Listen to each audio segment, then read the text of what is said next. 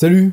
Dans cette vidéo, je vais vous parler de mon accident de moto et de ce qui se passe après avoir un accident de moto. Premièrement, l'accident, et on va replacer le contexte. On est en début d'après-midi, j'ai rendez-vous chez le coiffeur, jusque-là, tout est logique. Et même si le coiffeur est pas loin de chez moi, je loupe jamais une occasion de rouler parce que rouler c'est vachement bien. Niveau date, c'était le 17 octobre 2016, et il commençait à faire frais. Et par chez moi, quand il commence à faire frais, le revêtement du sol, il glisse. Je pars donc de chez moi en moto, et 100 mètres après, il y a une petite priorité à droite que je connais, donc je rétrograde et je commence à attraper le frein avant. Là est mon erreur, j'aurais dû peut-être attraper le frein arrière aussi. Et c'est au moment où j'ai chopé le frein avant que, ça s'est un peu barré en sucette. C'est-à-dire que je n'ai eu aucune adhérence du pneu avant, étant donné que le sol était froid et que le pneu était froid, j'ai fait que 100 mètres. Du coup j'avais le guidon comme ça, j'ai freiné et ma roue est partie comme ça, donc vers la droite, et moi j'ai glissé vers la gauche, comme quand vous êtes gamin et que vous freinez trop fort du frein avant en vélo. J'étais environ à 40 km/h, donc même si la chute était un petit peu violente quand même, il n'y a pas eu de gros dégâts. Je suis donc tombé sur le ventre et j'ai glissé sur environ 15 mètres, la moto a glissé, la roue avant a tapé le trottoir, donc elle a rotationné, on va, rotationner, c'est très bien. Étant donné que j'étais sur le milieu de la route, même si je sentais que mon genou et un peu tout mon corps avaient tapé, je savais que ma tête n'avait pas tapé parce que j'ai protégé comme ça quand je suis tombé. Du coup je me suis décalé, j'ai enlevé mes lunettes, mon casque, et je criais forcément parce que le genou a tapé en premier et du coup ça fait relativement très mal. Et ensuite je me suis mis sur le trottoir pour attendre les pompiers, donc je me suis assis, il y avait un pompier qui était dans sa voiture qui est revenu genre pour chercher le pain ou un truc comme ça, qui arrivait au même moment, donc gros coup de bol, il s'est arrêté et tout, il a sécurisé un peu le truc, et donc j'ai attendu les pompiers.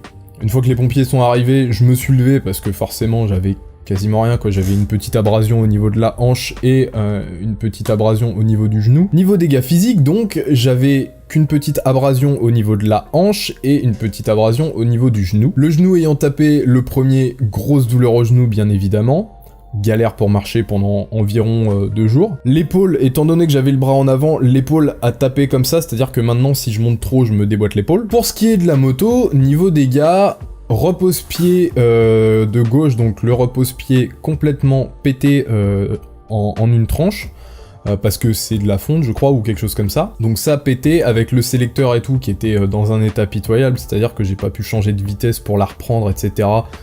Pour la pousser, c'était horrible. Il y avait également le guidon qui était tordu, donc j'ai dû changer le guidon, et après quelques carters rayés, mais ça c'est pas bien méchant au final. Et la suite c'était quoi? Et c'était de réparer ma moto tout simplement, donc je suis allé dans une casse, et j'ai acheté les pièces sur un 600 bandit qui était là, donc repose-pied, guidon, et puis avec le sélecteur et tout sur le repose-pied. J'en ai eu pour 70 € à peu près, j'ai remonté ça moi-même, et puis je suis reparti, et du coup maintenant je roule, je fais attention en roulant, ça m'empêche pas des fois de me tirer des bourres et tout, mais je fais toujours très attention en roulant, et je fais beaucoup plus attention à mes freinages, à mes virages, etc. Tout ça pour dire que, moi j'ai eu de la chance, parce que j'avais mon équipement. Et en ce moment, on est en été, et je vois beaucoup, surtout à Paris, vu que j'y vais souvent, je vois beaucoup de roues, donc que ce soit des scooters ou des motards, qui roulent en chemise ou trucs comme ça, sans les gants en plus, enfin voilà. Vraiment, même en été, quand il fait super chaud, c'est pas grave, vous mettez de l'équipement complet de moto.